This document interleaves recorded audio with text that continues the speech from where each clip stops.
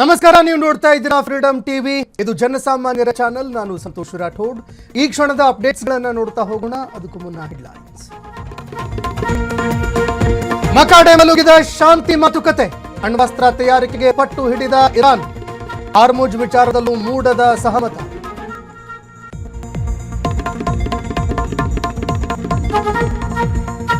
ಕ್ರಾಂತಿ ಗೀತೆ ಪಠಿಸಿದ ಟ್ರಂಪ್, ಹಾರ್ಮುಜ್ ತೆರವು ಮಾಡದಿದ್ರೆ ಬ್ರಹ್ಮಾಸ್ತ್ರ ಬಳಕೆ ಸುಳಿವು, ಸರ್ವನಾಶವಾಗುತ್ತಾ ಇರಾನ್.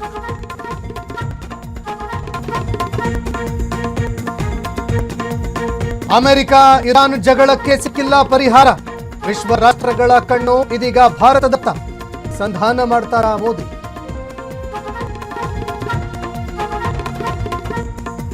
ಕಾಂಗ್ರೆಸ್ನಲ್ಲಿ ಗದ್ದುಗೆ ಗುದ್ದಾಟ, 30 ಶಾಸಕರ ದೆಹಲಿ ಚಲೋ, ಕಾಂಗ್ರೆಸ್ ಹೈಕಮಾಂಡ್ ತೀರ್ಮಾನಕ್ಕೆ ಬದ್ಧ ಎಂದ ನರೇಂದ್ರ ಸ್ವಾಮಿ.